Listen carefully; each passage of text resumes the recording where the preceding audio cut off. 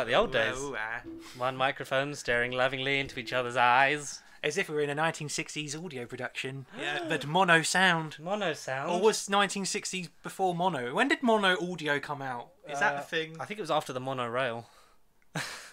Wow. Celestial Toymaker, as far as we know, not starring a train. Starring a train. Featuring Starring a the monorail. Starring the LNER Express. But Connor, that reference is out of date. That happened weeks ago. It's happened to time. What happened to time? I hope Ian McNeice comes back. Not as Churchill, just as a bloke. as That's a cool as gesture. the Rani. As the Rani. Ooh. Oh, leave him. It's the woman I want. Is what happened to time. A woman. Oh yes, yeah, sexy woman. Yeah, I'm Matt Smith, and I'm sort of confused by all this. Yes, I need a friend right now. And Yes. I need a hero. Wow. Yeah, so we pre-record at Christmas. Hi everyone, Nerd Bible Podcast episode. Fuck, I didn't work it out. Shit, hang on. You talk for a sec and introduce. I I'll think count. isn't it 280 or 279? 80, 81, 80. 80. What happened to time? 79, 80, 282, eh? 282. Because Right, 283 is the first of the new. era. New. Pasty sheet. Doctor era. The New Bible Podcast. No, then it sounds like actual religion. No, can't have that. Can't this have episode religion. is called The Last Temptation of Christ. Oh, welcome to the New Testament. Yeah, exactly. I am George. I am Connor. And for the last time this year, even though it's not the last time we're recording, we've got, we give ourselves time off. We get 3 weeks off. So this is... Allowance. And we tried to push this one back as much as we could, but Connor was like, Time's fuck it, caught let's up, do yeah. it now, Let's because get out of there's not our- much. No, but also 2023, I just feel like it's been an okay year for film, and I feel like as much as we're getting XP every year, I'm not just playing games, although that may happen sooner than we think. I feel I've like got a game for Christmas, which I can Have say you? because this Yes. comes out after Christmas, but I know because Lara bought it for me today. She bought me Spider-Man 2 for Christmas. Ooh, and the best part is, at time of recording, I don't know, and after this episode comes out, I don't know, but I haven't actually played it, so it would be sweet, nice. She did say that we did it. you can come around, we can play it and stream it, and I was like, oh, if only it was that easy. But we will play it. Yeah, We'll play it from start to finish, can do. or from start to the middle, and then we'll give it up. Fuck this shit. Fuck this! I want the PS2 version. I want a PS2, the superior one, G. But yeah, because we was spoilers for when we're recording this. Santa's Grotto, because it's early December, but it's not. It's actually late December. It's New Year's Eve right now. The fireworks. We're on the Thames. I haven't seen fireworks for years. Yeah. Don't know, because we kind of always have to be like, how much have you spent? How much have you spent? We were equal on presents and spending, but now she spent another £60 on me, which is kind of Blasphemy. which hopefully by the time this episode comes out, I've caught up on, because the two things she gave me that were like decent amount of money are still sold out. So I'm like signed up to the emails of email me when back in stock in the size, because it's like a pair of slippers and this jumper. But it's like, just fucking one of you come into stock so I can buy you. Do it now. Do it now, prick. I don't know, I could say what this won't come out for ages. I might have already bought it. I've bought her a new car. Brum brum. Yeah, Hot Wheels. But how was your Christmas? Christmas. Great. I'm still waiting for Church of on Ruby Street on Ruby Rose. Church on Ruby Street. Welcome to Church on Ruby Street. The blood on MTV. Ruby Street. The blood on Ruby Street. Have you seen the name of the Goblin song that's in it? It's called the Goblin song. That's what I was going to say. There isn't a name. It's just the Goblin People song. being annoyed that it's got a song in it, but also But it's released after the special as it's well. released after the special. Yeah. I don't... But also, like, Christmas specials have always had a song. You got Heart Don't Wish to Roam. That one in the Christmas Invasion where he's getting dressed in the TARDIS. There's the Abigail's song. Of course, Abigail. There's other stuff. It's Yeah. it's a musical. It's a musical. See, but no, it's Hopefully that was good. Let's predict it was the best episode of Doctor Who on Christmas in the 2023. last 6 years. The best special of the last 6 years, without a doubt. I don't know. Wild Blue Yonder, quite good. Christmas special. Sorry, It's I had a Christmas. hiccup and I had a glitch in the system. Well, technically, it's the only Christmas special of the last 6 years. So it wins by default. Hurrah! Huzzah for Academia. But yeah, 2023, the first, I think since we've done this, it's the first post-COVID year the first real post-COVID year where stuff's kind of started to feel back to normal. We've had blockbusters. I know sort of Top Gun onwards was kind of the return to the cinema, shall we say, both the campaign and in the actual turnout and numbers. Yeah, right. I say it was definitely Top Gun onwards last year, but Top compared... Gun? It was Top Gun onwards? What's the point of being alive? July 2022 to July 2023 with the Barbenheimer event, that got people comfy to go, oh, look, there's actually something more than our TV. Let's go out of the house. What's the point in watching Barbenheimer? What's the point? Still 7 minutes left on that. That's going well. We're currently editing an episode while recording one and then recording another one, so we'll see how this goes. Recordception. Reception. Oh, Jesus. Welcome back to the nursery. We saw a lot of films. Yeah. The reason we tried to push it back and always have it near the end of the year and try and it be always the last or one of the last ones we record is because I normally now don't have a lot of time to see everything in the cinema, but I think I'll have 42 films this year. Okay, yeah. I've upped my numbers. No, I've not seen. I've not seen. I'm not comparing numbers. It's fine. I can't remember what you did last year. Do you remember what you did last year? I think about 27. Oh, something like that. Okay. But I've actually seeked out more and actually been to the cinema a bit more. I haven't. All right, I'll put it out there now before we get into the list. So if anyone who's watched this, for the last time on YouTube, because hopefully we're going on to bigger and better things in terms of quality. I'm worried at how fast the minutes are counting down for hours left on this, but we'll see. We'll see. Yeah, time will tell. We give our top 10. We give a few honourable mentions because we saw a lot of films. We're not going to go through Connor's 600 films all at once, but we'll mention a few that didn't quite make the top 10. Maybe a few shit ones. Yeah. And then we'll do go through each, like Connor's 10, my 10, Connor's 9, and so on until we reach number 1. And maybe next year we'll collate it into a proper point system like Mike and actually have the Pasty Sheep top 10 of the year and maybe do it properly. And then we do the year after, we do the top 10 of every year, and then we do a big poll. And we do the decade, and we do the century. Stay tuned for Pasty Sheep in the future. Stay tuned for Pasty Sheep's top film of the 1900s. Jesus Christ. I dare someone to do that video right now. Yeah, and it's us. Yeah. So, how many films did you see this year? I am currently up to 66. That's not bad. 66, yeah. I mean, you could have done 3 more. Only 3 more. I could have done 4 more to make it an evil 70. No, but you could have done 69. I will say, on admission, there are some big omissions because I hadn't seen them at the cinema because I'd missed them. Obviously, this is the year my Cineworld card got cancelled by mistake. Because what a big mistake. They missed a payment and then instead of sending me an email or letter, which they said they didn't, cancelled it because I hadn't paid it. So I have 42 films, big omissions from mine, and I debated buying some today, but still not finished Christmas shopping technically at the time of recording. Yeah. Oppenheimer, Barbie, the Meg 2, which would have been fucking way higher. It would have been like massive. Out in front of the best film ever. What else come out this year? Give me some films. Films that the Marvels. I still haven't seen yet because we're trying to organise an actual childcare so we can go and see it. Hunger Games, Napoleon. Hunger Games, no. Killers of the Flower Moon. No. Some Other Hood. No. The Creator. No. The Equalizer 3. No, I'm just gonna say random stuff. Blue Beetle, Strays. Was this? How many DC films come out this year? Let's find out. The Flash, Blue Beetle, Aquaman 2 comes out or is already out now. Because I saw a TV advert and I was like, "Fuck, that's coming out this year soon." Aquaman, Blue Beetle, Flash, Shazam, Fury of the Gods. Yeah, and Shazam. Yeah. This is a question? Yeah, sure. Did Black Adam come out last year? Yes. Oh, okay. Because I was like, there's no way DC have somehow accidentally done 5 films in 1 year. They're not that good. No. They never have been. And they never will be. But yeah, I've got my top 10 is... Yeah, my top 10's solid. My top 10, I think... My top 10, because with me, I'll get... as I watch them, I'll be like, was this better than that, that better than that? And gradually the list grows, and sometimes on a rewatch, things will change and move slightly up or down. But... the terms of quality, I think the top 5 and a bit are slightly out in front of the rest of the 10. The rest of the whole year. Because you get a bit of a gap, don't you? I know, like, when I explained to you, I kind of get this one's great, and there's room for more to go underneath it. Yeah, but there's, a level of quality. So, 100%. yeah.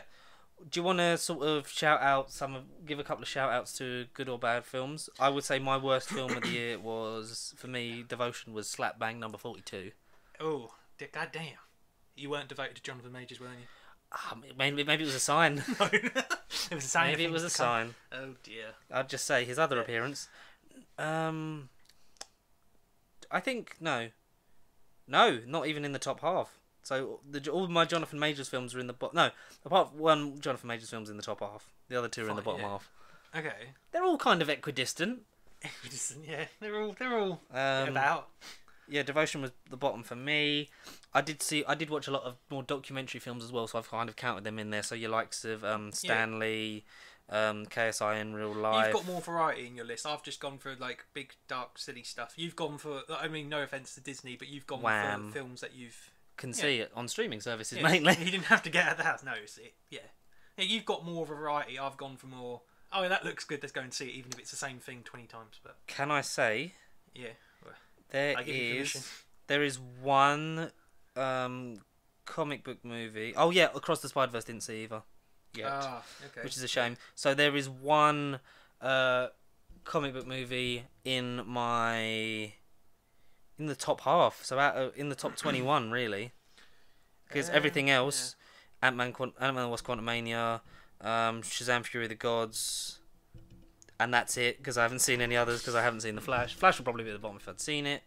Yeah, it'd be number 43 for you. Do you want my shout-outs? Yeah, go ahead, yeah. Banker Dave, the Netflix film with Rory Kinnear, about the, based on real life, because I like one of them, based on real life.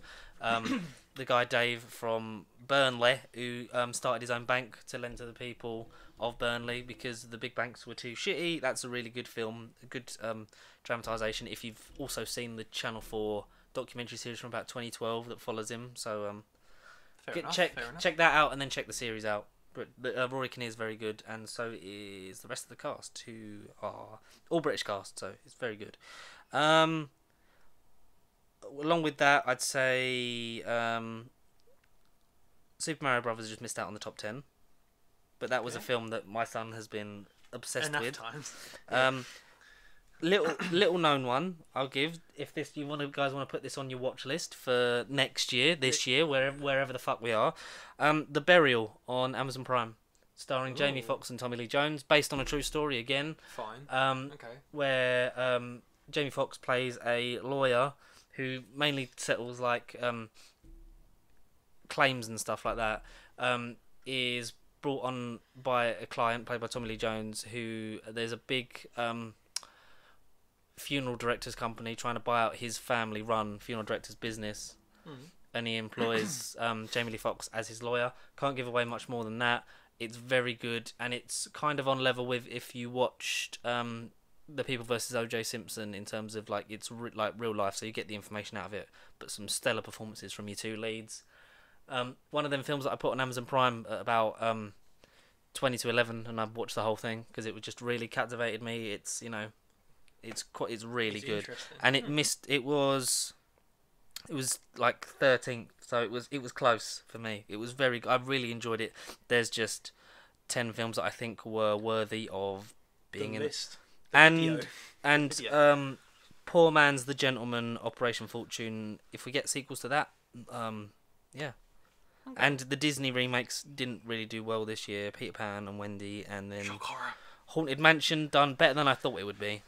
Yeah, I think out of all of them, on paper, I think that one would have been. And Indiana Jones bottom half, like middle of the bottom half for me. And a few like just streaming ones, like all these kind of things, like Hunger, Your Place of Mind, like your Clone Tyrone. Out of blah, your blah, blah. from 30 to 40, I have seen. Look, I'll show you up to 11. See, that one, is that because you forgot the title, or is that the name of it? That's the name of it. That's the name of it. That's the name of it, that Peter Crouch film. That was okay. That's another good documentary, if you're into football. Yeah. Little Mermaid was higher than I expected, actually. Jesus, yeah. No, there are some really obvious and ones. that Adam Sandler one is alright as well. I think I did see... I did put Murder Mystery on it, yeah, good. Murder Mystery 2 was quite good. Yeah, there's a good few on your list that I didn't or haven't got around to check out, but You shall. That's the I magic of definitely this. will. That's Yeah. the magic of time. So, your shout-outs? So not in any particular order, but films that I think were, like you say, okay, just didn't make quite Do you want to the sit on the list. chair? Because we've got a shared mic now, so it's not like you have to Got a sit near the mic. Got shared budget. Go on, you sit there. What, are you going to get comfy on the I'll sit floor? there, I'll Are you sit sitting? there. Yeah. I'll sit there. Swap location. Oh, live on set. Just because, you know, your legs. Save your poor weary legs. old legs. Saving my environment. Okay. Save your legs. Save your legs, Neil. I'm going to try and keep the Oscar season movies at the beginning of the year not too much on the list, but I'd say there was one movie out of the Oscar season that I think was wonderful, that I just still haven't. It still hasn't left me part of the, and that's Babylon, like from January. I loved Yeah. it. So Still- that's a just missed out. it would be but like very number good. 11 or 12. Oh, that's good. Check that out. Favourite. Yeah, Damien Chazelle, love all of his movies. Whiplash, La La Land, musical isn't really my thing, but sold me on Ryan Gosling and Emma Stone. Yep. The only one I haven't seen though is First Man, with Ryan You Gosling know, being to the moon. I saw that one. Yeah, I Yeah. saw that in the cinema with my granddad because he was like, space! And I was like, yes. Yeah, good answer. Yes. Space. But no, Yeah. that's, there are some gems in there if like anyone wants the full list at some point because I've got like Yeah, we can break it some down. Amazon things on there, so maybe we can post that out on there. I think I- on the line was okay at the time and things like that on a wing. Like even some know of them On are the like Line. your standard Yeah, like prayer.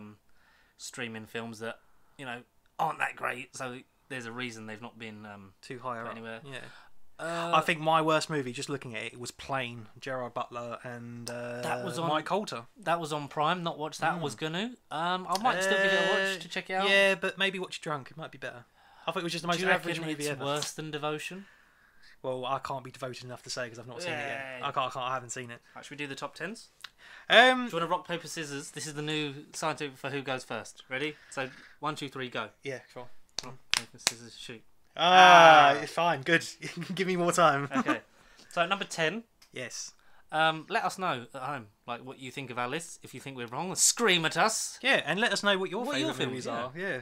And tell us why it isn't Barbie and the Little Nutcracker number 3 not on the list. I think you'll notice some gaps in quality, but Fine. number 10 just holding on. I think Still holding on. had I seen Cross the Spider-Verse, both sides of Barbenheimer, The Meg, this would have been a lot lower. Off of it. Okay. But at number 10 I've got Luther the Fallen Sun, which I completely forgot to come out this year because it was so long ago. It was like January. It was like not long after Christmas, wasn't I it? want to say like March. Was Late it? February, March. This I think. year's been long. It's fucking dragged. No, some of these I remember like yesterday. It's weird. Yesterday. Some of these I all feel my like time troubles hasn't seem so passed. far away. But no, Luther. I mean, considering it's one of the few Netflixy movies, streaming movies I actually did watch at release, and Yes. bearing in mind I only did the 6 episodes of season 1. It's a good pick. I really liked it. It was a tight action. It was like a longer episode of Luther. Could it have been more? But I think it worked for an upscale of Luther from TV. It felt like a long episode, and I think people were expecting more of a Bond thing. It kind of Movie. rode the line between is it like more of a Bond film or is it just a more expensive episode of Luther? It's kind of rides the middle and flits between them, and I think it's kind of got to pick one. But doesn't commit to one. Idris Elba is fantastic. Andy Serkis is always, I think, fantastic in A any role he is. menace. He's an absolute menace. Fantastic villain. Yeah, he's Um, great. The resolution kind of left it in place where, like, is there going to be more Luther? Which I'm always here for. Are you be- craving for more Luther? I'm always craving for more Luther because I think that the last couple of series have kind of left us like Idris Elba is amazing as this character, but how many times can we keep putting Luther in a position where he's beaten down or wanted by the police or like in a bad place and he has to come out of retirement and fuck them up again? I don't know. But yeah, that's my number 10. Fair enough. Yours? My number 10, and I think, again, like you, holding on, just making the list, shining a cut above the rest. I'm going to go with a movie called, if I can find it, in this never-ending list. I am going to go with Sisu. Okay. Sisu. Tell us about Sisu. From, I think it was Finland. It's an hour and a half, 90-minute war drama. And I mean, you watch the trailer and you do think it's going to be, Saving Private Ryan. You think it's going to be Fury. You think it's going to be everything you think it is. Oh, I was right. It is Finland. But it was it was a drama about a guy in World War II, a protagonist that barely says any words until the last 5 minutes, where essentially it's a lone man that's been hunted down by the Nazis, and it's all about gold that was during the Lapland War in late 1944.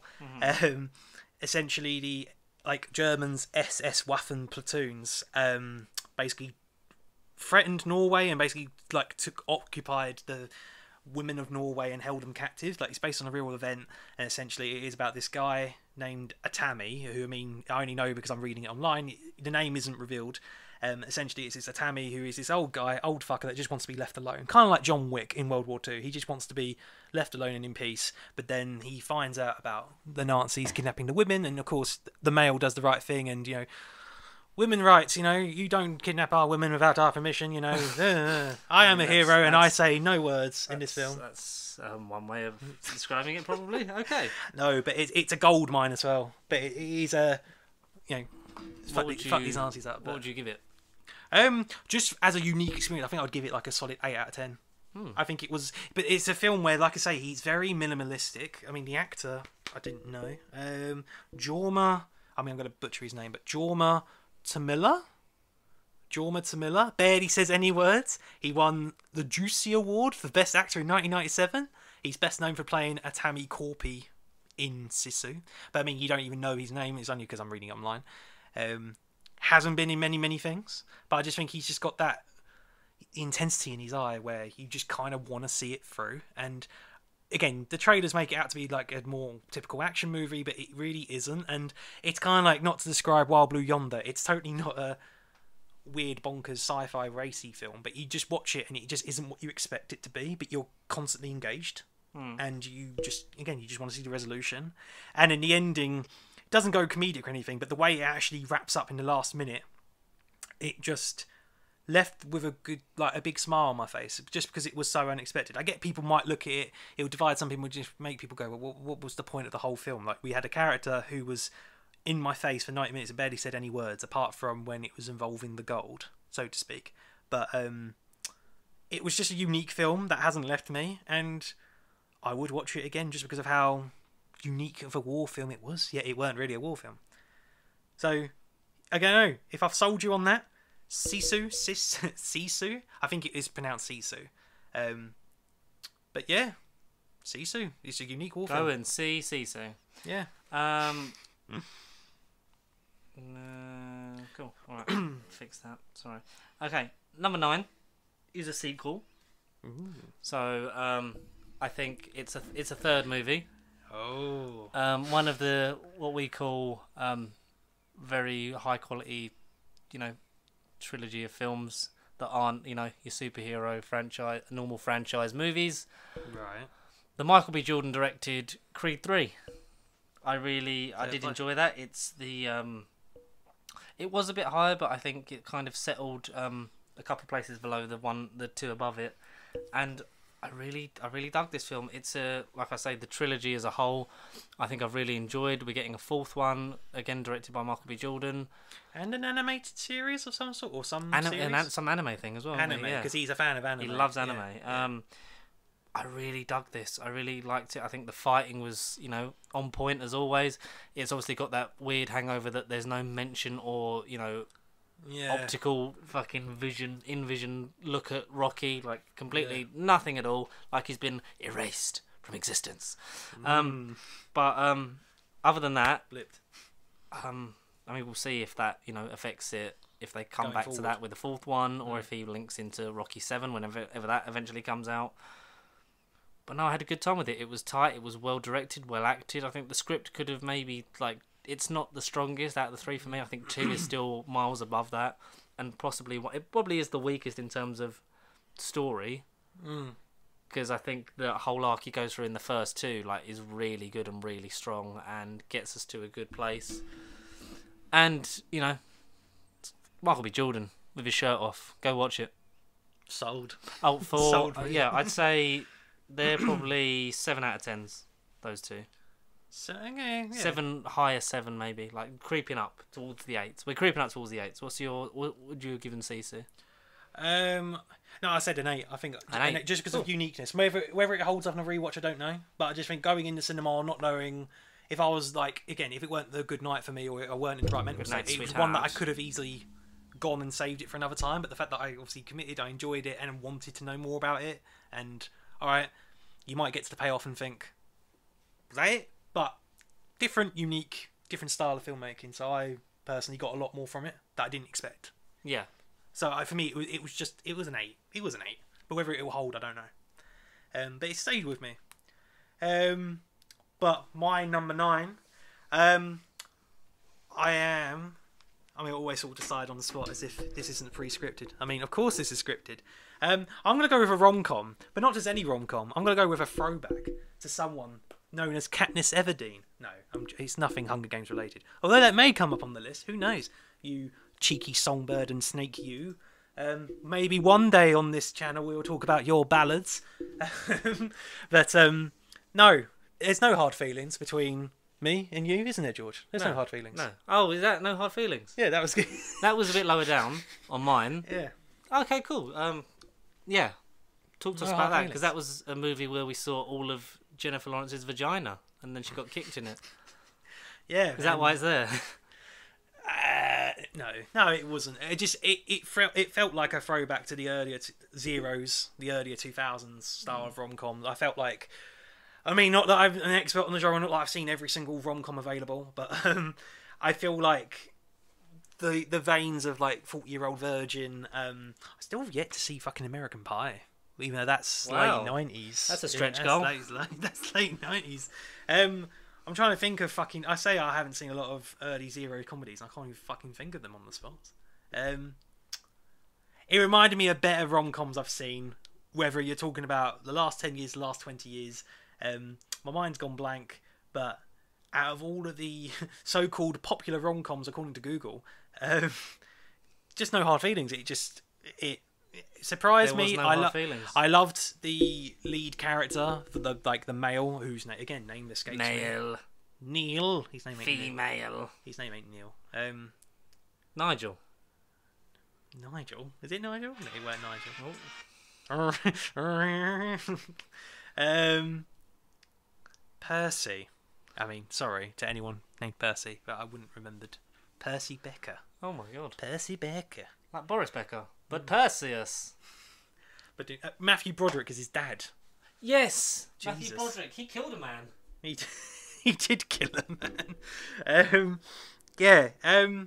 It was just a love story between a stripper and an isolated teenage son, and rich daddy Matthew Broderick with lots of money off of Ferris Bueller Day Off. I mean, they're in the same universe clearly, because he obviously got all the royalties in that film and bought a big ass mansion and gave his son this perfect life of being a socially awkward introvert, which again may hit home for some people of the modern digital era. I don't know. Hooray! Hooray Society, for us. I feel seen. society as a whole. We live in a society. And in Jennifer Lawrence in a very tax-ridden world of, Here's my my house fanny. is being fucking. Oh, sorry. before that, Oh, sorry. I mean, she had to sell herself in order to get the house, and then Yes. the fact that she was Yes. being, basically in kicked the- out Kicked in the in the old fucking monetary fields, Yes. demonetization fields, Kicked in the old fucking lack factory. of monetization. It was weird because also when you think about it, you're hoping that Jennifer Lawrence and Percy Jackson get together, Percy Jackson, yeah, fine, Percy Jackson. but it's illegal because He is like he's 16 or underage, 17 in yeah. the film. Yeah, it is Yeah. a bit of a weird one. it is weird that this Lines film were gets you to blurred. cheer for underage Underage. romances. It's not It blurred questionable. It blurred the lines, but not in a really disturbing. Oh, this is a really perverted. I think it did a little bit. It was like Risque. This is not great. Pretty awkward? Question mark. Yes. Pretty awkward. That's us. Gene Stupidniski. Stupidniski. Oh, Ukrainian-born American film director. Sorry, Gene. Totally butchered your name. I don't know. I just liked his flavour. I just thought it was. Yeah, it's a An comedy that interesting I take. remember when you watched it, you were kind of like I surprised by was- how much you liked I it. kind of enjoyed it, but it kind of did. I mean, it didn't hit home personally at all. But I would. Did he direct The Good Boys? Not that I've seen The Good Boys. Have you seen The Good I've Boys? seen The Good Boys. Are we good boys? What happened to? Am I a good boy, Clara? Am I a good boy, Clara? Am I a good boy? That's a Clara? whole level of fan fiction that we don't want to get into. And definitely not on the No, internet. never. No, it's silly. Also directed and wrote episodes of The Office. well, with the style of humour, I can believe that.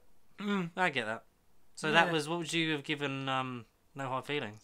I'd maybe give it an 8.25. It's an 8 minimum, but I think if I was to watch it again, 8.5 at push. But I walked out of it honestly I would watch that again. It remembered Jennifer Lawrence at that point after Mockingjay Part 2. I know she's been in various things since, but I felt like she was top of the world in 2015, and then she had a romance with Darren Aronofsky. Then she kind of went off the radar and, don't know, just weren't in the movie scene anymore. And then this is kind of, at least in my mind, brought her back in the, oh, we could see her in things going forward now. I don't know if she's got any upcoming projects, but I felt like she's been brought back in the public eye. She's been brought back from the dead. From the dead, so to speak. She's a zombie. Shit. Pretty awkward. Yeah. But no, awkward. I can't wait to watch No Hard Feelings again. I definitely, and I want to see Andrew Barr Feldman, Percy Jackson himself. I want to see him in more things because I think he did play the part quite well. Yeah. Do you know what I would see again? My number 8. Oh, good lead. Good segue. It was. I managed to see it when it came out on Prime, one of the earlier ones. Brendan Fraser, his turncoat performance. In The Whale. In The Whale. I really enjoyed The Whale. What a whale of an emotional journey it was. What a whale of a time. It's not a fun film, but it's so well made. The performances are stellar. Like, you can see why Brendan Fraser won an Oscar. It's fantastic. Like, I love it. It's one of those films that I need to, when I have the space, get that in my physical film collection. Although I think, as of time of recording / last year / whenever, I don't think it's on 4K over here. Not yet. Hopefully, let's push for it. Who made it? Who made it? In fact, Brendan, can you get that out on 4K in the United Kingdom, please? Yes. Thank you. Yeah. That's a solid 8.5 for me. Like, it is really good. Obviously, it is a bit of a hard watch, and in terms of, it's not one that you could watch any time. It's probably the best. It's probably the best made film in my top 10. But there's a level of enjoyability factor to, watching this man masturbate while he's overweight. Takes its toll on you a little bit. But no, very good. Please seek out The Whale. If not, it's still on. If you've not seen it, sorry, I think it's still on Prime. Yeah. So go check it out. In a minute, we're going to have to stop the render of that other episode because it's the amount of frames it's taking up. That's why it's dropping a minute every second. Oh, Jesus. Yeah, because look, we started with 16 hours. 120 We've got 4 hours left. Oh, no. But yeah, so you're number 8. You know what we do with money? We make burn it. Oh. We burn Flash money. it down the loo. Flash it down the loo. People get paid once a month if you have a monthly job, or if you're a fortunate sod you get paid weekly, then I commend you. But also it's a bit unfortunate because I guess you make a lot of dumb decisions, eh? You know what you do with your dumb money, do you? Like George said, you either burn it or you spend it all. Burn it or spend it. What do you do? Do you watch it?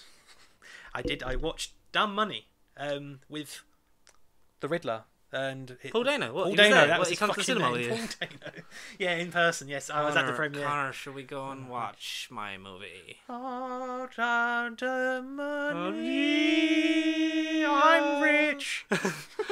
To be fair, that is a film I did want to see. With Shailene Woodley as well. Yes. And Pete Davidson, not the Doctor. Money. Wall Street. That's how it all started. GameStop. Yeah, that's where it all started. You mean you're just going to invest in the stock market? Yeah. How are we going to get to Wall Street now? Also got, if I'm right, Nick Offerman and Seth Rogen. Yes, and A Certain Soldier. Those actually Winter Soldier. Yeah, I was going to say very seasonal right now. Yeah, the Winter. Sebastian Stan before he started playing Donald Trump. Definitely, because that's going to be movie of the year for 2024. Have you seen that set picture? Yeah, I'm baffed. It's weird. That's the second weirdest thing I've seen today / last week. It looks like Luke Skywalker from episode 1, episode 3, 4. Fuck, where is he? Where did he come from? From Star Wars. Episode 1977. There you go. Yeah. Pete Davidson as well. Vincent D'Onofrio, not as the Kingpin. Vincent D'Onofrio is... Oh, yeah. Yeah, because he's like the executive boss who isn't really in the movie, but he moans at him. They just wheel him in and they go, say some stuff, Vincent. Yeah, and he's goes, like, this city, you've upset Vanessa. And he cracks a man's head on a car door. Fucking take that, you prick. Yeah, with a lot more hair, a bit of facial hair. Yeah, he's not the king. He's not the Kingpin that you know and love, but he's in the movie being an executive arsehole. who I love assholes and I love executives. So She- be an executive asshole. America Ferrera after Barbie as well. She was in that. Oh, What did I you- thought you said America Forever. I was like, is that a new, America is Forever. that a new Batman movie? Ferrari. America Ferrari. Is that with it's got one version of the Riddler and it's got Jim Carrey in it. It's so you and so you. Jesus Christ. America Forever. We're sorry. America. Forever. America. Forever. Who doesn't pay his taxes? Batman. Who doesn't skip leg day? Batman. Dano. Oh, jeez. What Keith would you- Gill. What would you give it? I think I'd give this an 8.5. Do you own this one yet? No, again, not on a 4K market over here. Not physically, anyway. Paul? Yeah, Paul. Riddler. Riddle me this. What Why? about this? Why is there no 4K of dumb money? Yeah, why? Peter, not you. Tales from the TARDIS. I remember when I was in Earthshock. Anyway, no time to mourn. Oh, Edric, one more morning. Fuck him, the prick. Fuck him the Having prick. sex with the master. But no, Dumb Money I enjoyed. For a biopic, it's one I'd watch again. Interesting. Again It could be us if we're really desperate. We could just do one app one night and make money, One hopefully. night, Yeah. one moment. And it was one of those things where I think situation / case / I'm not, this isn't my story and now I'm in retirement. I think he's still kind of in the market scene. Ooh. And he still could be making another move. Who knows? Maybe there could be a second coming of More Dumb dumb Money. money. More Dumber Dumb money? Money. Yeah, Dumber Money. Dumb and Dumber Money. But, Dumb Money, I would... I don't know if it's on any streaming services at the minute, but it's definitely one that, again, walked in pleasantly surprised and would watch it again. Would watch again. Very well acted by Mr. Dano himself. There you go. What would you give it? An 8.5. 8.5. 8.5. In the realms of possibilities. We're on number 7 already. Yeah. Look at us. Who'd have thought it? Not me. Number 7, Yeah. we've got my guy. Your I guy. forgot what his name is. John Hamm. No, not John And Hamm. not John No, Hamm. my other guy. My other Matthew guy. Berry. No, the American guy. He's in the Transformers movies. I am not Optimus Prime. Not Peter No, not Cullen. him. He's the guy with the guns. The Army Man. The Army. The Army Man in the Transformers films. Or Oh! in Transformers 1, 2, maybe 3, but Not Shia definitely 5. LaBeouf. No, Josh Duhamel. Josh Duhamel. Yes. What Shotgun Wedding? Is it? no, that's Oh. down there. Oh. It's Was he in that though? he Did was I in get it that. right? Yes, well done. Okay, yeah. Look at you knowing films and people in them. seen. But it was. What else has he been in? I think it was a American release late 22, but we got it over here Amazon Prime early Yeah. 23. Right. Bandit, also based on a true story. Oh, see, that's the other Duhamel thing. The other Duhamel. The You're other the other Duhamel. Duhamel. Yeah, you're the other Duhamel. Mark Duhamel. I see. Right, Bandit. Okay, fair enough. Josh. I can't believe I actually remembered the other name. It came to me. You did it on like the spot. Yeah. It came to me like a phoenix. While I try and get it, because it's based off a true story. I love a film like that Yeah, where he plays a anything con true. man and The best type of man. the best Said type no of one. man. I am con man. For Connor. I have a con. I am con man. For Connor, I am Connor. Yeah, so it's listed as 2022 over in the US, but it came out 2023 over here. Canadian biographical crime film directed by Alan Ungar, starring Josh Duhamel, Alicia Cuthbert, Nestor Corbonell, and Mel Gibson. I forgot. Yeah, Mel Gibson's in it. Mel Gibson. Mel Gibson. And Mel- Fuck yeah. Fuck yeah, I'm Mel Gibson. And I'm not even American. He's Australian. Yeah, he is Australian. Who used to be really racist? Mel Mad Gibson. Max. Mad Max. Oh shit. But he plays Gilbert Galvin Jr. Grave. Charming Grave? career criminal, because he robs different banks dressed up as different people with prosthetics and that, and sort of like drives up and down like doing that. Okay. And he Fair enough. gets into business with Mel Gibson's character because he can basically he loans the money off him and then steals it for him and things like that. And it's quite good. He has to move around a lot. It's quite interesting. It's kind of like Catch Me If You Can, but more real life. Ooh, So, yeah. That's a good blend. Yeah. And I think it gives like Josh Duhamel like the chance to actually kind of have a bit more fun and be a bit more loose with a role instead of I'm uptight army guy or charmingly charmingly handsome, bit more military trained sort of wooden guy to the sexy female co-star. See Shotgun Wedding. But no, and Mel Gibson's fine in it as the like big crime boss that he ends up, running business Vincent for. D'Onofrio inspired role goes. This city, Thunderdome. Thunderdome. This town of Thunderdome. I've got to do this because I'm not in Chicken Run. Ever again. No Chicken Runs. Chicken Run no more.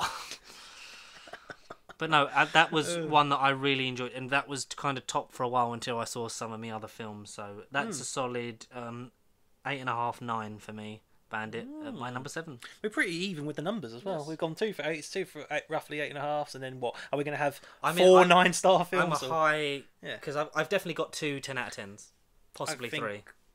I'm the same. I think I'm the same. Go on, what's your number 7? I'm just going to go for the wee. You carry on. Wee. Poo. Yeah. Well, number 7. I'm going to try and keep it another 8.5. Really loud and I'll hear you through the wall. 8.5 is. Sorry, people, for those listening. I mean, if George is going to listen to this afterwards, so I will speak nice and quietly and intimately into the microphone, ASMR style. So number 7, I think, in all seriousness, is going to be Awkward Pause here. I think it's actually going to be Scream 6. Yes. Yeah, George, don't worry, you can cut this out. We'll go with... No, change it. We'll change it on the fly. I'm going to go with Gran Turismo. A film that may or may not be featured on our good friend Michael Wilson's Silver Screen podcast recently. Top 10, top 20, top 500 video game movies. Don't worry, it isn't really 500 or 20. It's no longer than our videos. The video game movies aren't that good. But one that was featured quite highly on that collab we did recently. But a movie that actually genuinely surprised me. Neil Blomkamp, who directed District 9, Elysium with Matt Damon, and Chappie, which is the weirdest conclusion of a South African trilogy ever, but one of the weirdest, quirkiest robotic movies in Transformers inspired I've ever seen. Chappie's brilliant, and it's been 8 years since that director's Mr. Neil Blomkamp has actually done anything. So he was locked in a cave during COVID, and he was playing a lot of Gran Turismo, and he randomly decided to go, let's make a film about a car and let's make it go vroom vroom, but let's film it in a very engaging cinematic way and actually break it down, because essentially it's based on a true story with like a young lad from Britain who name escapes me, I'm googling right now.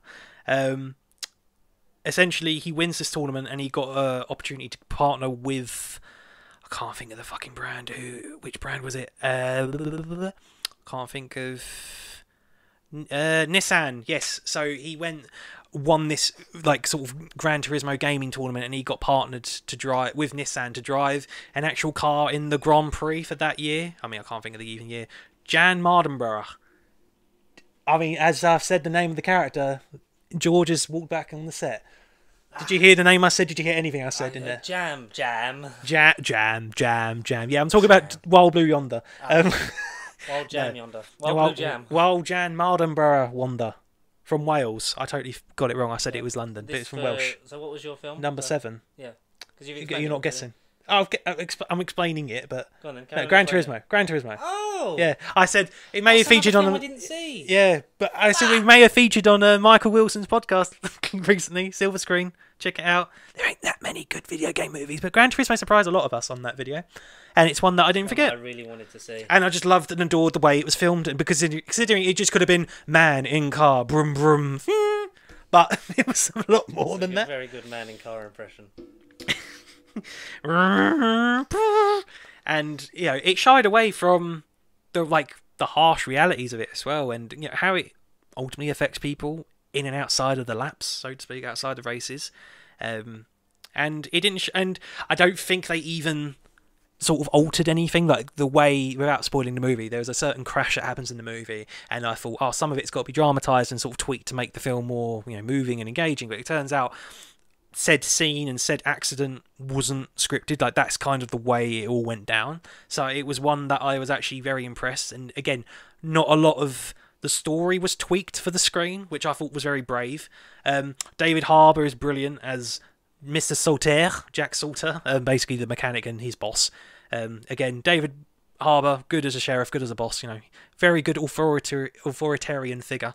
Digimon Honsu from Marvel 4, if you know him as that, or the fucking bounty hunter from Guardians of the Galaxy. Orlando Bloom, Will Turner's back in this movie. He hasn't been on any movie for a while, so it's good to see Orlando briefly. No one else famous that I know looking at this list, but the main lad, Archie Madcowie, Macav? I'm totally butchered his... Madekwe. Jesus Christ, I can't read today. From Midsommar's, again, and Saltburn, which is not on my list as well. Oh. So quirky indie flick. What are you giving? 8.5. 8.5. This was wicked, and a gaming movie that's better than a lot of the rest that it's categorising, and again, a movie that I will definitely watch again. And it's Neil Blomkamp, man. Like, the guy's been in a cave since Chappie, so he played a lot of Gran Turismo and thought, let's make a movie, and he made it a lot better than anyone would have thought. So, Gran Turismo is great. Go and see it. I think it's on Prime. Let's go watch it now. Yeah. Stop the podcast. Whilst drinking Prime. No. Not sponsored by KSI and Logan Paul. Nah, let's not. So number 6 is... Sorry. Did you say your number 7? Yeah. That Bandit was your 7? Bandit was my 7. Oh, fine. That was your 7. Yeah, so what is your number 6? My number 6 is another sequel, Connor. There's only one more sequel left, and the rest of my top 10. And I think without saying it and jumping, I think I know what one it is. You think you know me, and you probably do. But this, for a film franchise that started off very small scale, small budget, and bit by bit has increased both box office revenue and budget, and quality in terms of the films they make, but, the latest one might not always be the best one or your favourite. My personal favourite is number 2. It's the 4th round of John Wick. Is number 6. Number 6. And it's getting tight at the top here, because this is a solid, I'll say straight off the bat, 9. 9, could be 9.5. 9, yeah. That over the head, like one shot, like kitchen fight, fan-fucking-tastic. Keanu Reeves, amazing. Apparently they're working on number 5. Fuck knows how. And the ballerina with Ana de Armas, which is not a James Bond sequel That's what I'm looking forward to, is the spin-off. Yeah, next year. I've not finished watching The Continental, but I've kind of enjoyed what I've seen of that so far. Because that's all on Prime, all 3 episodes. 90 minutes, hour and a half or something. Yeah, something like that, yeah. And really good. Like, just Keanu Reeves, like... There's a reason why John Wick style is like a style of action movie now. Like, it's become its own sub-genre of the genre. They're just such well-made, well-told out films. I loved 3, like how it's escalated each time. I think story-wise, like, and together with like the filmmaking on it, number 2 is my favourite. I really love 1, and I really love 3. And I really love this. I'd say this might be my second favourite John Wick film. Like, it is really good. And it's kind of a good place to leave it because of the ending, which, spoilers if you haven't seen it, is the death of the main character. He's dead. It was months ago. He's dead. If you've not seen it, where the fuck have you been, Toast? Yeah, but he's dead. Apparently they're working on a 5th, and I only want that if John Wick is fighting his way through hell and exactly. killing hell demons. Yeah, Constantine style. Yeah, in the afterlife somewhere. And I know he said, like, he would make these as long as they were received, but also, like, I'm up for that, but also I'm up for them not overstaying their welcome. Yeah, of course, yeah. End it on a good note. Yeah. You love John Wick? Is it coming up, or is it outside your Spoiler alert, it's... ignore everything George has said. It's baloney. No, it's definitely not on my list. No, I don't think it won't be the last time it will come up. Expect it soon. Okay. Sooner rather than later, maybe. I don't know. Okay. You're Keep number you on 6, the edge then. of your toes.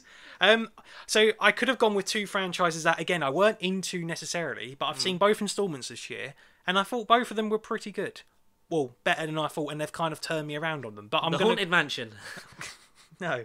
But I'm going to go with another indie favourite UK-made movie that I remember praising to high heavens above you, with you about.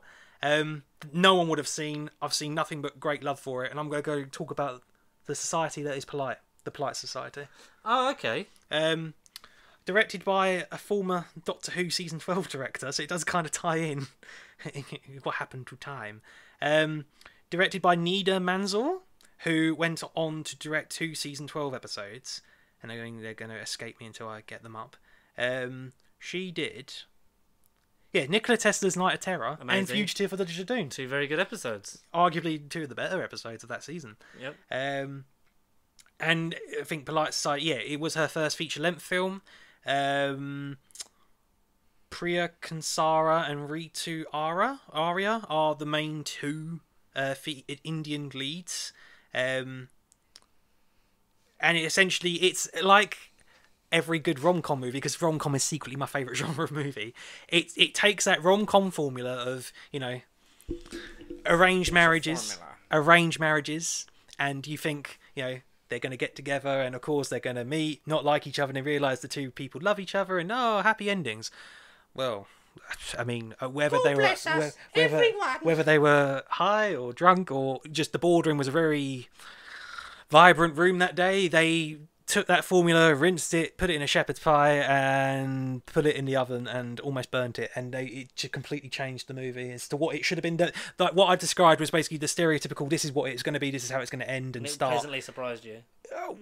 Every movie I feel like I've mentioned surprised me or has shooken me in ways that I wasn't really going to expect. But this movie, you walk in, think it's a stereotypical rom-com, and that formula kisses sky high. You can kiss that sky high, in the words of Matt Berry. Yeah. I don't want to spoil nothing, but it completely isn't the movie you think it's going to be. So if you want to watch it with a loved one, or if a girl says, "Oh look, this looks nice and cute," don't pre-warn her and say, "Love, this isn't going to be the movie you think it is." But just go in and go, "Yes, of course, darling. Yes, this is a nice, cute and cuddly movie." And then when she watches it, I mean, she might, again, polarised. She might love it, or she might just go, "What is this?" But Polite Society, again, hasn't left me. I want to see more of the talent, the way it was shot, just the twists and turns of the plot, which I can't get into. It's just such a unique rom-com air quote movie. Okay. But yeah, Polite Society, very good. Very polite. Very good. A very polite rendition. And Very you're giving polite it review. No, it is 8.5. Maybe 8.5 to 9. We're pushing into the 9s. Yeah, now. we are pushing into the 9s. Yes. Lovely. I like it. Yeah. So we're in our top 5s. Mm-hmm. I will say for mine, technically it's a short film, but I count it because I Yeah. really loved it. I spoke to you about it. I was watching it one of the times that you turned up. It was just released. Oh, yeah, of course. There was yes. a big bunch of them released on Netflix. Yes. It's the reason I'm gutted I missed Asteroid City.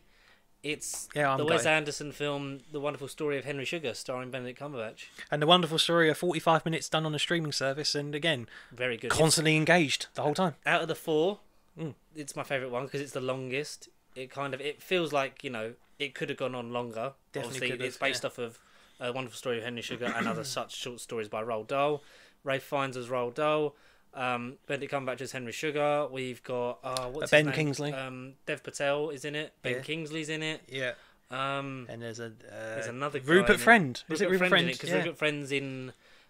They're all kind of. It's a rotating cast of between all of the short stories. Yeah. Um, All on Netflix. and I really loved The Wonderful Story of Henry Sugar. There's it's Wes Anderson at his most Wes Anderson. It's just great. It's tight. If you like a Wes Anderson film, you'll like this. It was really tight to the point, and it does not waste a second of the 45 minutes you have on screen. And it flies by, not just because it's so criminally short, but I loved it. It's filmed to perfection. I love the colour palette. I love the visual style of it as well. And we're gonna say now, we're in the 10s. You're in the I'd 10s. say my top 5 to me are all 10s. Oh, god damn! Well, I've got to find something just as equal. Well, I don't know if all 5 of mine are going to be 10s for different reasons. I think they're all for different reasons. They're a 10. Yeah. I love Yeah, them all yeah. in different ways. but That's goddamn. That's life. That's life. See. Okay. Well, I think my number 5. I'm not going to go into. I could technically go joint 5. I don't want to break the list. Stay awake. Because out of the 2, I don't know which one I prefer over the other. But there's 2 franchises that I definitely discussed on the channel when Yep. they came out, and I was like, Go for it. I'm not a fan of this, or I wasn't bothered about this, but I wasn't also engaged in that growing up. So I'm technically going to go double because they're both equal for different reasons. But I'm going to go with Transformers: Rise of the Beasts and Teenage Mutant Ninja Turtles: Out of the Shadows. I think it was called. No, not fucking. That's 2014 one, isn't it? Mutant Mayhem. Mutant Mayhem, yeah. Out of the Shadows is a shitty game. But Yeah, yeah, Shadows Mutant, is the second Michael Bay produced one. and I think it was an Xbox game that got delisted. Fuck 'em. Controversial. So what you got? So what you doing your 4 and 5? 5 and 4. 5 and 5.5, in the sense of they're both franchises that both haven't been bothered about, and essentially Pick one. pick one. Go on, pick which one? No. One of them's 5, one of them's 4. No. Can't have two films in the spot. They're both number 5. You can't. 5 in one universe and 5 in another. Well, there's only one. You only have time to talk about one. Go on. I think I'll go another 2 films I didn't see. Mainly I think I'm scarred from the Michael Bay verse, even though I loved Bumblebee, and it's more akin to Bumblebee. I think I'm going to go with Turtles just because it's less of a part 1 feeling. Transformers ends on a cliffhanger, and there needs to be another one. So Transformers, shout out.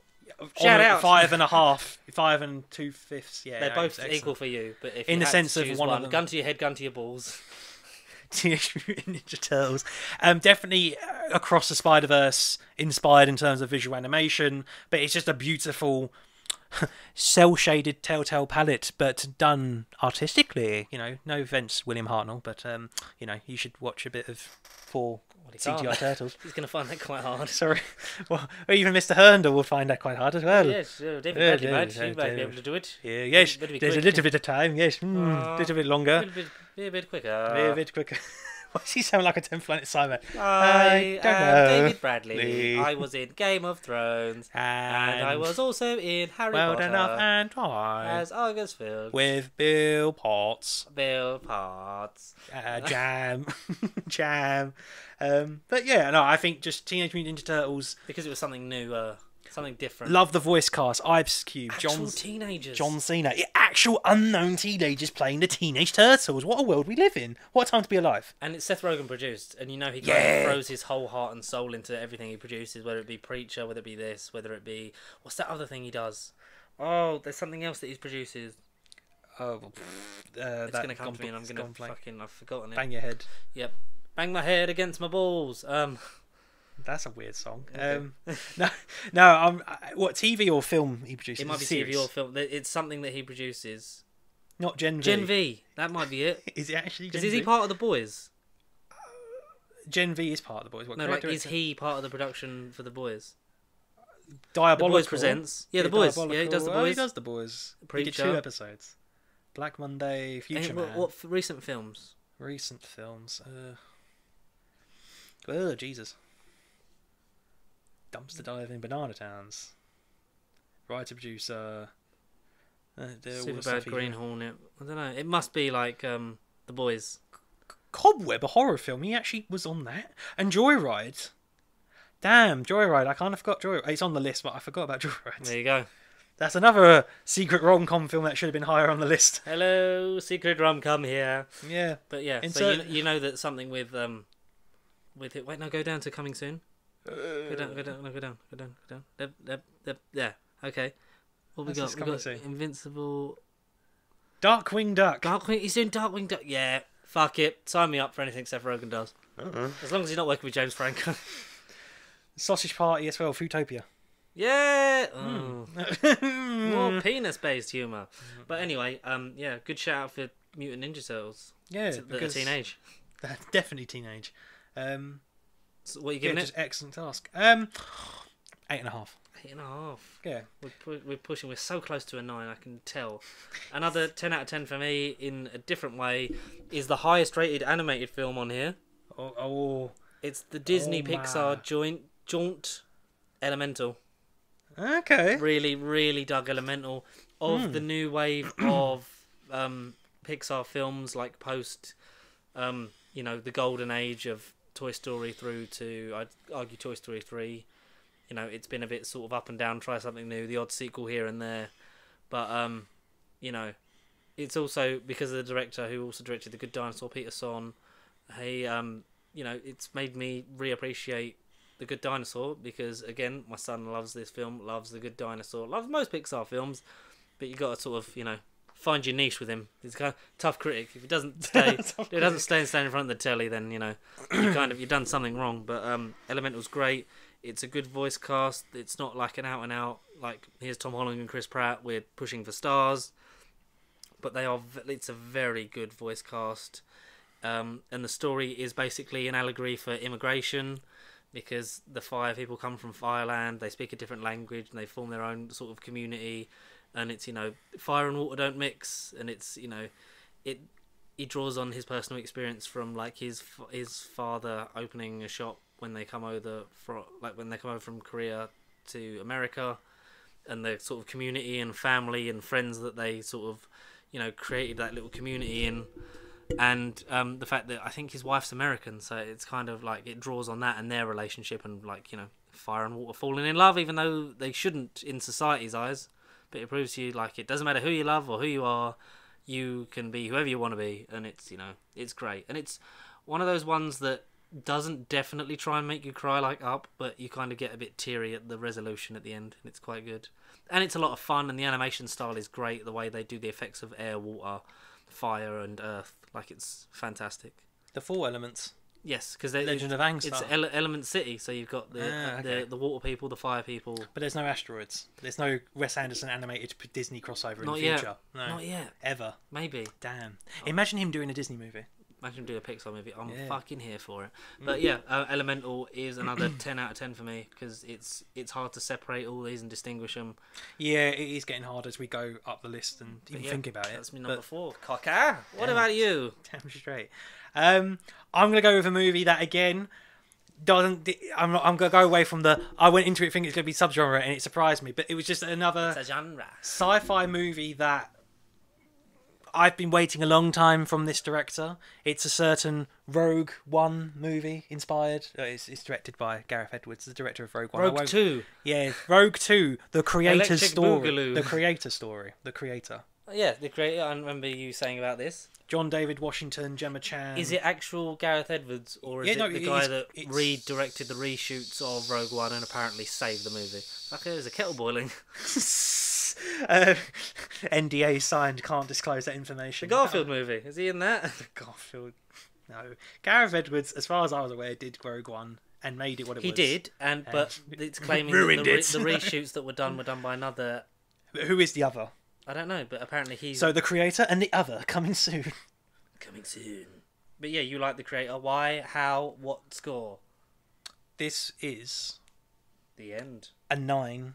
I haven't scored a 9 yet, as this is a 9. No, this is your Yeah. first flat This is a out 9. Cinematic, you've live had just action under. brilliance. Yes. Live action CGI that wasn't messy. Well, no, subjective, but CGI that didn't feel like an awkward shot here, an awkward shot there. Actually Directed Rogue One.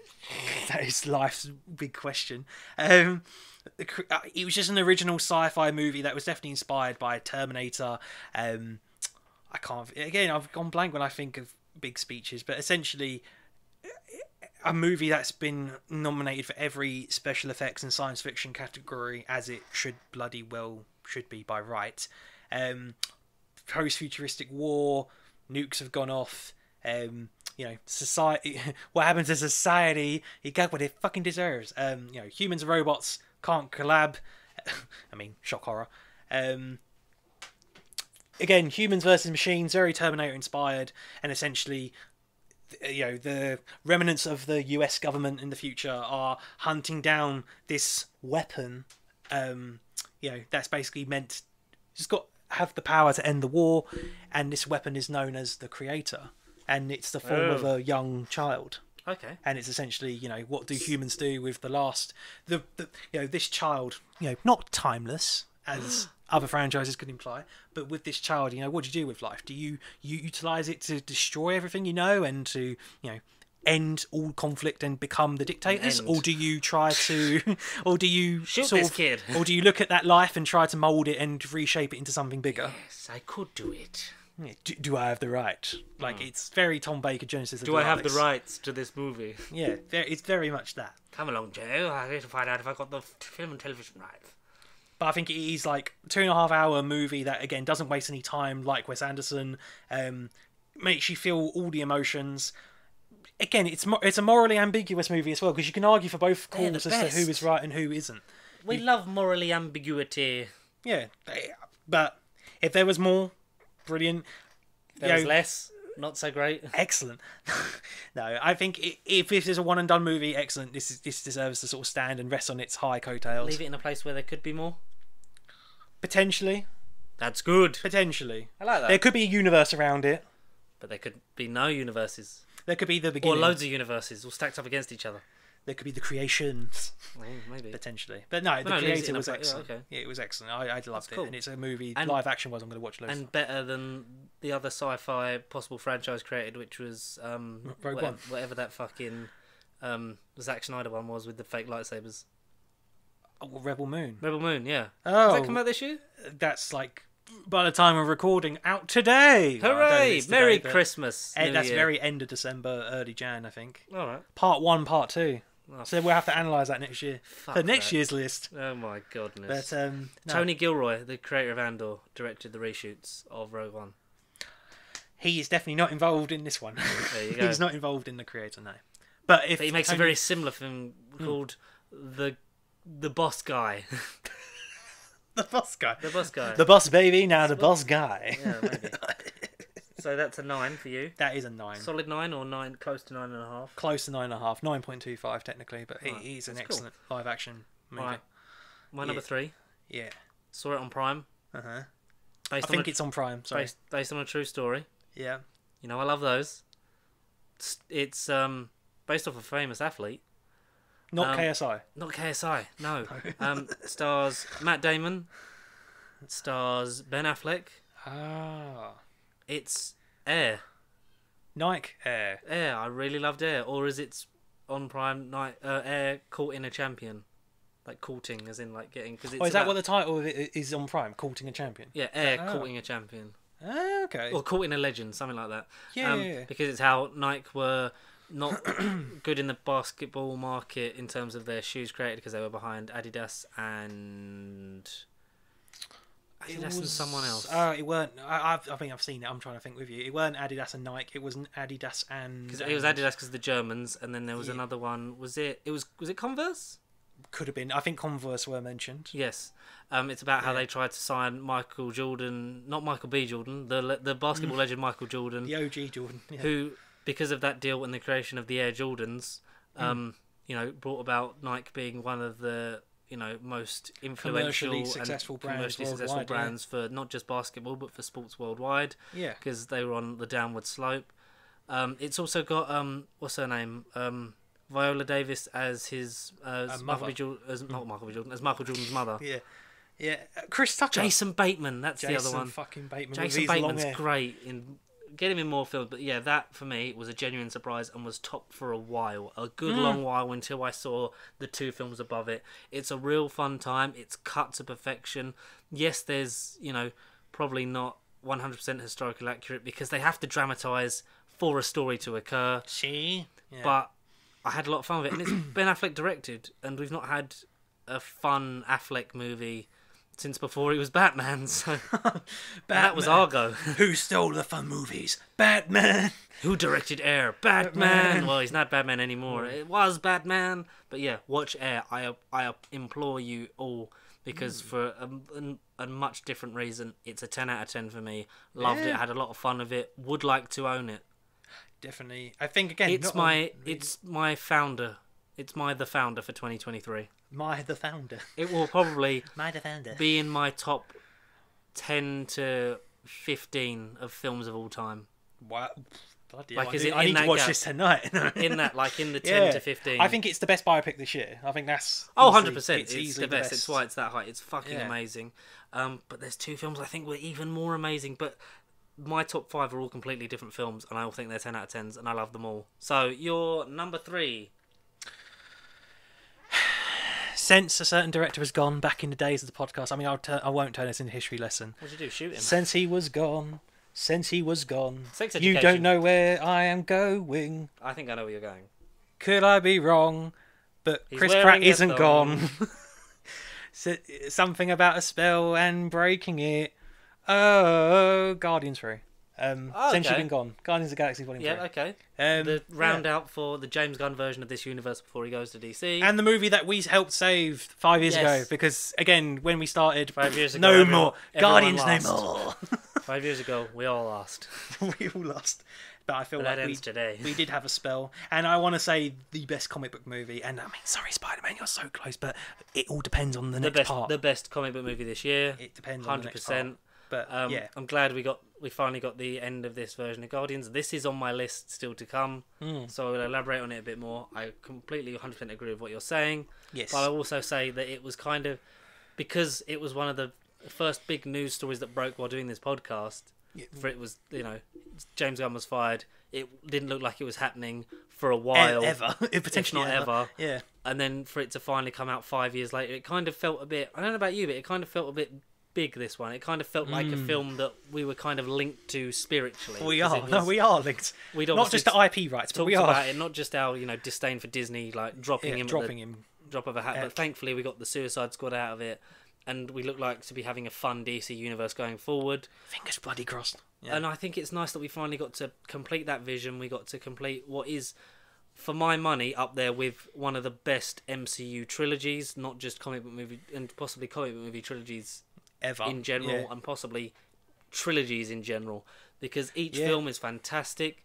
The cast, I feel like everyone kind of it was like a once more with feeling. Everyone gave it like this is the last time we will probably all be together and do this. Not just the cast, but also having the director and writer in James Gunn. They're never all going to do it again if the Guardians do return in some capacity, or whichever versions do. But I loved it, and it's the most I've liked Chris Pratt in a while. And it's mainly because he's not really the main character. No. It's the ensemble. Everyone gets their opportunity. And it's elevated by the holiday special from last year. It really did enough to sort of whet the appetite for us jumping back into this world. And the new additions are fantastic, and I will talk about it a bit more lovingly when it comes up. Damn. I mean, you've basically done all the talking for me. But sorry, carry on. I needed to say that. Get that off of your blimmin' system. The best villain in a comic book movie as well, let alone MCU. The new, hopefully, future Kang. Well, that's just the fans' If you're going to keep Kang, recast him and let Chuck do it. Yeah, let Chucky do it. Let Chuck do it. Yeah, fantastic actor. And you James love him Gunn in the Suicide Squad. In Peacemaker series. I mean, he was in. No, he wasn't in Suicide. I think he was only in Peacemaker. You're right. Yeah. But again, off of the James Gunn verse, and he carries over between both comic book universes. So, Chuck Woody's going to do amazing things. Whether or not we see him again on a bigger comic book, more cosmic scale, who knows? But I think he's an actor that definitely got exposed. Yeah. He was one of the security guards for the president in Impossible Planet. Impossible Astronaut, Day of the Moon. Yeah, I mean, that's only very recent watch for me, but yeah, you're right. I totally looked at him and thought, oh my god, James Gunn's been part of Doctor Who as well. Well, he liked Karen from Doctor Who, so maybe, maybe he really loves Series 6. Are we saying James Gunn equals Will Templar? Oh! They're the same. I've never seen James Gunn and Will in the same room. In a photo, in the same room. That's a good cosmic theory to be explored in the multiverse one day. That we can make. That's a movie that we can do. Possibly. We can make that. Oh, no. But Guardians 3, excellent. I've watched it in another language. I watched it in my native language of Germany, and it wasn't terrible. You went to your other motherland. Your fatherland. I sold my father, not what? Danny's land. I sold my father on this movie. Where the fuck? You sold your dad for a ticket? I do not have any money, my good man, but if you take my father, I'd like to go and see this movie. No, to the Cine Dome, let alone Cineworld. What are you giving it? This is, I think, a 10. Just not because of how much it means to us, but I do think this is a 10. I think it's the best of the three. Yes, it means the most to us. It means the most to the world, I think, as well. It means the most to the MCU in Phase 5 at the minute, because, I mean, God knows what Marvel and their state of mentality they're in. And it's standalone. Yeah, it is. And it's just, it's great. It's, you can't do standalone, everything's got to be linked in the MCU, but this proves that, no, we can round off this story. My nan isn't in the MCU properly as an extra. No, but even she came out of cinematic retirement to go and see Guardians 3 with me. Yeah, I'm getting too old for this. I'm getting too old for this. Ride. Nice. No, everyone watched this fucking movie. To be fair, when your nan likes something, it must mean that it's, it's appealing, because she's than willing to go. She's the critic out of us. She's going out of her way to actually go and watch it. Yeah, pretty much. So it's got Connor's nan's seal of approval. So what more do you need than that? What more do you need in life? 10 out of 10 for Guardians. Yeah, damn straight. The whole trilogy is a 10 out of 10, but Guardians 3 obviously meant a lot. And since I've watched it, I haven't stopped watching it. I want it for Christmas. I want it physically. But goddamn Disney Plus, I watch it most nights. Yeah. It's probably the most watched movie so far on this list for me. Again, there's 2 more coming up that I think- feel like I I've think watched I've- once or twice I more. think I've watched it about 3 times. Right. But in 3 total. perfect times. Yes. Basically every time. Yeah. So my number 2 Yes. is the second Guy Ritchie film on this list Oh, he had a very good year this year. because I am a big fan of Jake Gyllenhaal. I mean, I love a bit of Mysterio. He's a fantastic actor, a good-looking man. Donnie Darko. He is a Donnie Darko, but also And former Prince of Persia. he was the Prince of Persia. He was the Prince of Sand. And No? Time. Is that what it was? But Guy Ritchie's The Covenant that I saw on Amazon Prime was fucking phenomenal. It is edge of your seat action. It is tense. It's based off of they have to get it's basically like witness protection in like Afghanistan or whatever. Like, yeah, they have an Afghan interpreter while they're fighting the Taliban, and because they take him on because the other interpreter gets killed, they take him on. Not quite sure of him, but he's straight to the he's kind of straight talking. Who's the guy that plays him? Dar Salim? Dar Salim. Dar He Salim. Fucking And Anthony Homelander's in this? yeah, Johnny Lee Miller's in it as well. Sherlock Holmes himself. But the interpreter is because and it's just tense, and you think it's going one way, and it becomes this Yeah. like absolute bonding mission for these 2 characters, and then that's not even the end, because the fact that Dar Salim like saves Jake Gyllenhaal's life, drags him to safety, gets him out of Afghanistan and home because he has to like go to hospital recover, but then has to go into hiding because the Taliban now know that he's helped them and they're hunting his family and his pregnant wife. Yeah. Jake Gyllenhaal takes it upon himself to go back in to get him out because he's been fighting to get him a visa and get him out and get him and his wife and his kids to America. Now this sounds... And when I say yeah. you are edge of your seat, you know, like how I said 13 Lives was edge of your seat, and it was in a different way. This is just like, it's a fucking ticking clock, and you're trying to get to the finish before... It's like, you know, the Fortnite circle's closing and you've got to fucking stay in it, but it is tense. The Battle Royale reference. No, I mean, brilliant. It sounds like another franchise. Again, I can only put this one in because this is the one I've seen, but literally you've sold me on it. And it's not because I prefer Jake Gyllenhaal over this other actor I'm going to mention very shortly. But I said earlier about 10 out of 10. putting Teenage Mutant Ninja Turtles above Transformers because of part 1 and we need a sequel, and all of these movies, a lot of movies have gone the part 1 part 2 route, even not directly in name. You know, it isn't Across the Spider-Verse part 1 and Across the Spider-Verse part 2, or Transformers Beasts Are Us number 1 and Beasts Are Us number 2, but this one kept the part 1 name, and in 2025 we're going to get the part 2. And then it changed it, didn't it? Because now it's Across and Beyond, I believe, is what you're going. Is it what you're going for?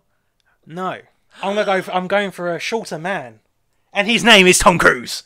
Dun dun dun dun dun dun dun dun. I said in my number 3, I said I'm sorry, Spider-Man, but Guardians beat it. But I'm going to go with the American-made action man that Jake Gyllenhaal's definitely inspired by, who definitely watched. Even Guy Ritchie watched a lot of Tom Cruise when they were really confident. I did not see that coming, and I thought you were going to talk about Dune. But that isn't even out this year. What a twist! What a twist! Oh, it's very twisty. That is not a Tom Cruise inspired action. No. But Mission Impossible Dead Reckoning Part 1, and it's gutsy enough to stick to the Part 1 name, and we're going to get it in 2025. I mean, I know we've done our side plug, our content, but our 2024 most anticipated video and everything, but goddamn, I want 2025, and it's because of movies like Part 1 Dead Reckoning. Mission Impossible 8 was excellent. I mean, whether or not it's the best installment, it's so frustrating. But it's just as good from an action choreography point of view as Fallout.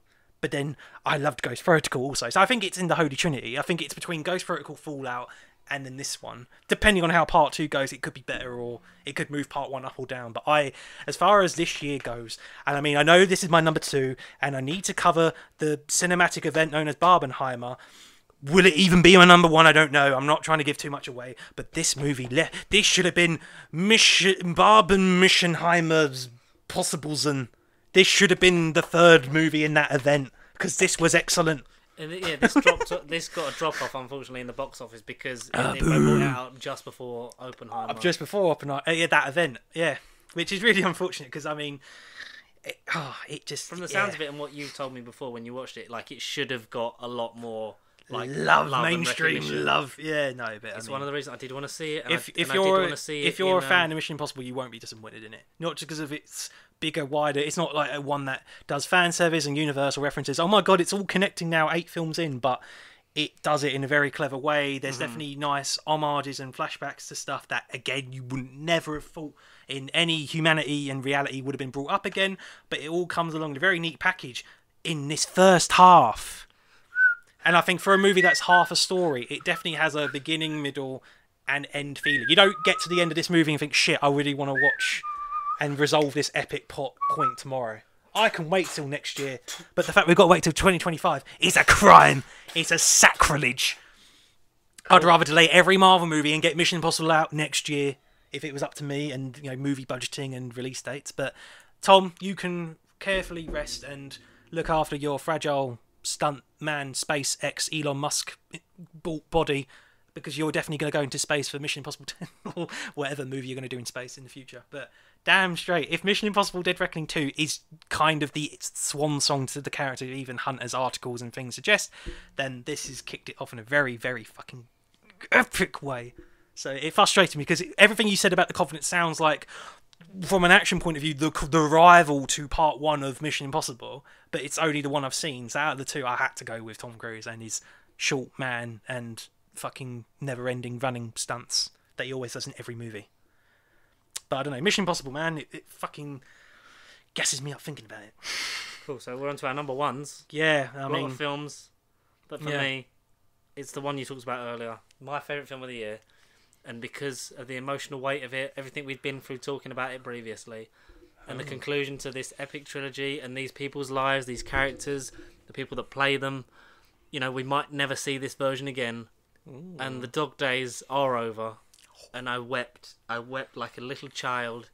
It was happy and sad, like to get to this point, but to know that we might never touch the sun again. But we'll have a different version. It's Guardians of the Galaxy Volume 3, 10 out of 10.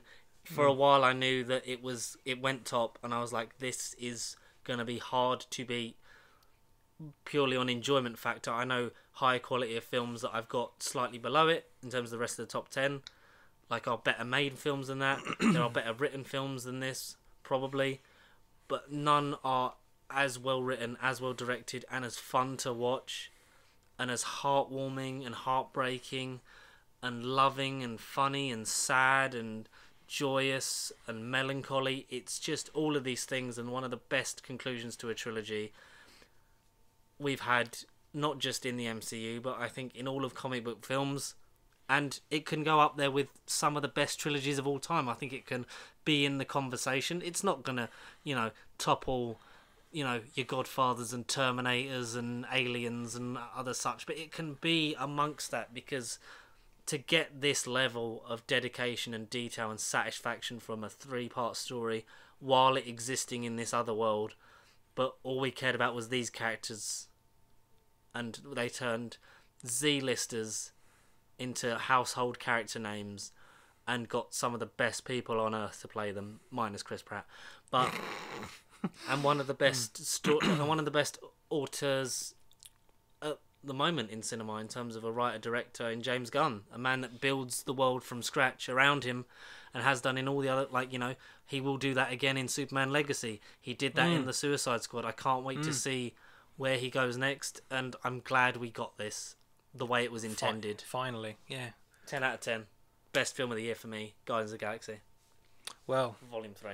To cap off your momentum and to say, finally, The Rock hasn't come back and he's nowhere near on this list. Sorry, Dwayne. Oh, am I not sorry? I don't know. I can't decide on you anymore. I don't want to sound like Matt Smith because, you know, this is the wibbly-wobbly, timey-wimey stuff. Well, so, you know how in 2022 we had a movie called Morbius, and how I had the exclusive worldwide timey-wimey premiere of Morbius 2, a.k.a. Madam Web, and all I'll say is that is the best movie of 2023. No. Doctor Who puns aside and shit. Okay, do I dare cover Barbenheimer, or specifically one half of Barbenheimer? And I mean, again, if you've gone back on the channel and you've sort of got my thoughts on both halves, you might know which half I prefer over the other one. And again, for other personal reasons and my current mentality towards life, and not just my job, and not just every person I see at the minute, that I feel like I'm in this world. Or do I go with a movie that you mentioned previously that I was surprised was it's still on your list, which is fucking great. Otherwise, you would have been stacked. You would have been, you would have been kicked off set if it weren't in this video. Do I go with the swan song to a perfect quadrilogy, or do I go with the world and how I see it at the minute, or on the daily rather? But I think the way I've bottled it and decided which one I will enjoy every day and every night of the week is one answer, and it's because, you know, essentially he is Keanu and he is everything. I loved John Wick, and I think my favourite year was John Wick's 4th year. John Wick number 4 for me was your favourite film of the year. Easily my favourite film of the year. Wow. And I don't think it ever changed. I just walked into that. I've seen it 3 times since. I always knew John. I always knew Keanu. The other movie I was going on about was Barbie, because it's affected me for personal reasons. Maybe not for a healthy mental state, but it's how it fucking was clearly the better half of Oppenheimer. I'm sorry for everyone that loved Oppenheimer, but Barbie, you gotta have a certain mind. You gotta have a certain way of life to enjoy Barbie. But also, I see aspects of Barbie on the daily, so it's very hard for me to not switch off from Barbie and not see the movie in my life currently at the minute, but without going too private. But John Wick is my escapism. He is the hero. He is the action protagonist. He is everything George said earlier, but I feel like, to cut the story short, this is the perfect conclusion to a perfect quadrilogy. We've had discussions about great trilogies in this video, but quadrilogies, 4 movies in, all of them are at least like 8.5 out of 10 from both of us, I think. I feel like each installment from an action point of view only ups the stakes. Definitely Keanu and Tom Cruise both know what they're doing with their in terms of action choreography and stunts, and I feel like how we haven't had a crossover, even if it's a meta crossover between Tom and Keanu, hopefully in our lifetimes we get to see some sort of, you know, would I say even a fight, a duel between those two icons. But I feel like the John Wick quadrilogy is perfect as the way it is. I still need to dabble in the Continental. I'm very excited for the Ballerina and potential other spin-offs in the world and universe that is John Wick. But obviously, because of reasons, he can't, as much as John Wick 5 could come out, it can't be set after 4 because he's dead, and that's the way it needs to be. There's no wibbly-wobbly, timey-wimey multiverse madness that can't bring him back. It's just got to be, unless it's God of War inspired John Wick from hell and he's fighting to get back to his wife and his beloved puppy. You know, John Wick is put to bed and he went out in the most perfect way possible. All of it. Donnie Yen, him and Donnie Yen should get his own movie in the John Wick universe. Everyone I know, well, other people I know have loved this movie equally. We both said that this John Wick installment is for us our favourite. It's just, I've seen it maybe 4 times, and each time it just hasn't dwindled. It's my definitive number 1, but not only for this year. I feel like it's my definitive number 1 across all our rankings. I feel like this one just hasn't stagnated once. Yeah, a lot of people have said that this is such a well-made film, like before I'd seen it. I feel like it's like the perfect movie of the ranking. Well, in my opinion, it's like the perfect movie out of my rankings of all the ones that we've done on this channel. I feel like it's the number 1 movie that I've seen in general since doing this, potentially. In a big scale. But no, the John Wick movies I love. I could chat for hours about John Wick, but John Wick 4 was masterpiece. Martin Scorsese, I think, would be proud if he saw it. He'd call it cinematic masterpiece. Although, again, another movie we didn't mention, I said on the way here / last week when we were recording this, Andrew Garfield called Across the Spider-Verse cinematic masterpiece. Maybe I don't know if I even sent you it, but it weren't even on my list, so it wasn't on your list either. Across the Spider-Verse, because you haven't seen it. No, I haven't seen it yet. But, or have I? Oh, plot twist. I mean, you will by the time this comes out, / 2 weeks ago, / 2 weeks from now. No, that's the thing. As much as we've sort of pre-recorded and seen as much as we have, obviously there are favourites that George has definitely uttered that I definitely gone, oh, I wish I'd seen it all.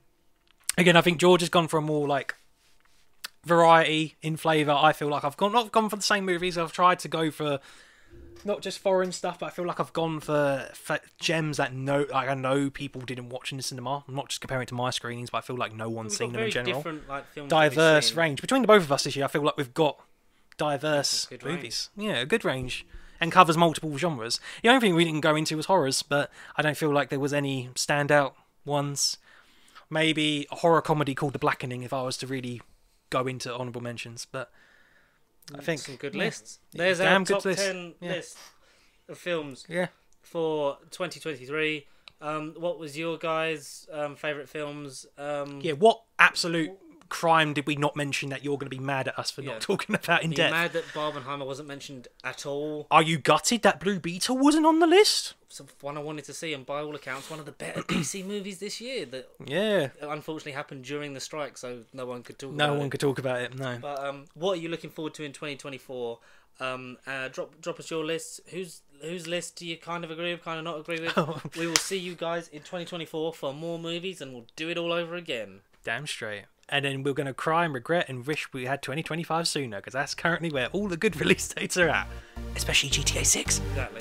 Gameplay coming soon. Everyone have a happy and healthy New Year. We'll see you In the next